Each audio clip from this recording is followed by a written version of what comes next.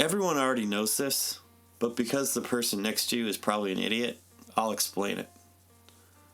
An impeachment inquiry is the investigation phase of the impeachment process, and there is no exact timetable on the process, but if it was to resemble past inquiries, the investigation would move from the House Judiciary Committee to the full House for a vote.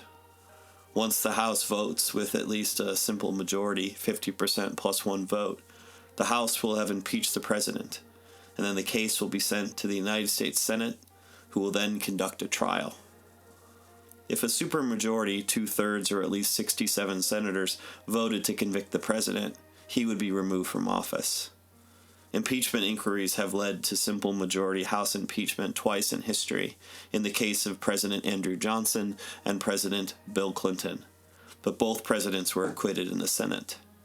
Johnson's impeachment and Senate acquittal established unofficially that a president should not be removed for simply disagreeing with Congress, and Clinton's impeachment and eventual trial and acquittal established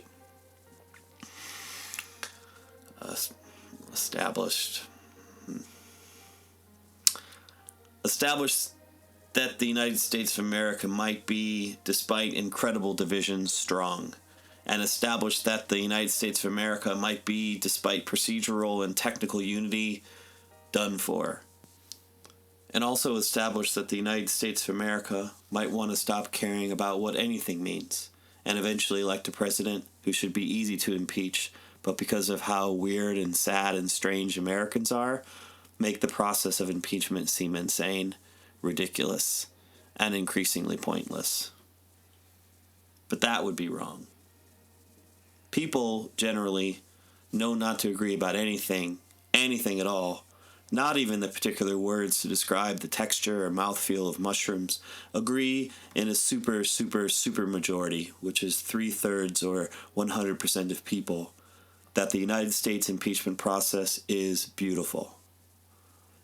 Maybe perfect. Maybe even the most majestic process ever concocted by human beings on earth. Way better than marriage. Far surpassing divorce. And blasting the death penalty so far out of the water that it's out of Earth's atmosphere and entering outer space and looking with its beady, bloodshot, hypocritical eyes down at impeachment with disdain, admiration, and jealousy.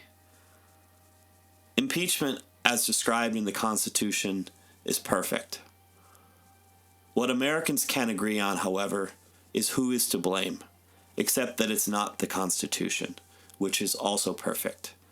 It's not it, it's you. And if you are you, it's someone else. Many Americans, including fans of the current state of government bureaucracy, those who not only respect but champion and totally understand civil service and the American diplomatic system, and for treasurers of American-style democratic values, believe that last week's House impeachment inquiry was an incredibly fascinating, brave, thoughtful, and powerful composition, one in which reasonable but dissenting voices merged together into a beautiful symphony, led by the world's greatest composer, the American Constitution. These Americans, of course, like all Americans, have personal opinions. Some believe the President of the United States is a thin-skinned, narcissistic, idiotic piece of shit moron who doesn't even understand where he is or what he is doing at any particular moment in time, and whose natural habitat is a throne made of his own KFC droppings. And at the same time, some of those Americans believe Adam Schiff has a pencil neck, and that he is a wannabe Jack McCoy and a wannabe Mario Puzo, and is in cahoots with the deep state and has a personal vendetta against the president, and if they are able to cast him in a movie, they would pick a celery juice-soaked yoga pencil stuck into a piece of socialist Obama millennial Instagram avocado toast. But despite their strong opinions and affiliations, this group of Americans still believe that our democracy is working, and that the symphony might not be pretty, but it's good, like Sondheim, but not bad, like Sondheim. These Americans believe, despite the division, that there is hope for America. They say, "We are strong. Our system is designed to protect us from clowns.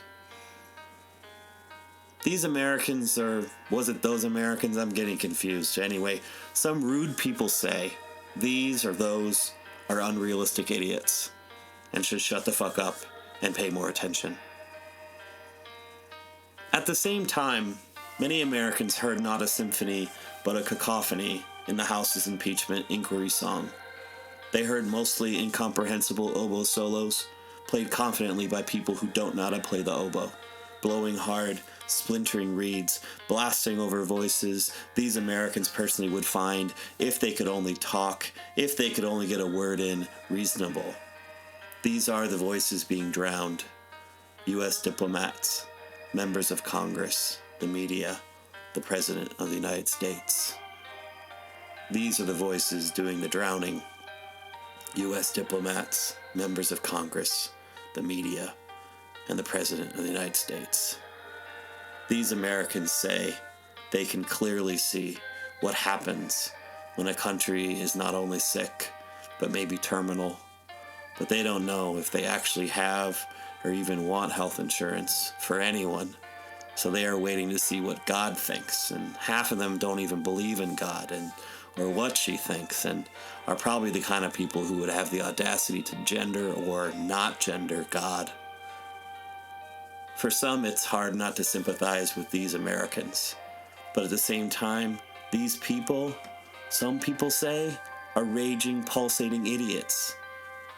And we're not watching properly, don't know what they are talking about, probably don't understand Sondheim, probably don't love the Constitution the right way. And if the Constitution allowed for pettiness, they would probably be shot in the eye, and not even an eye of their choice. But since it doesn't, probably, they are probably the people who should shut up and love this beautiful country the most. These Americans believe America is beyond hope. And at the same time, there are many Americans that heard neither symphony or cacophony. They didn't listen at all, had almost no opinion on the proceedings because it's boring and confusing and sad and strange. And when they look at the cast of characters, they don't want to watch or listen anymore. When asked about their thoughts about the impeachment inquiry, they say, "I'm sad and cold and tired and both hungry and full. And I might be sick, and I want to know what I'm dying of. And can we please admit that our Constitution is flawed, and that the national anthem of the United States of America should be Send in the Clowns?" It's not original, but speaking of so-called constitutional originalists, fuck those Americans.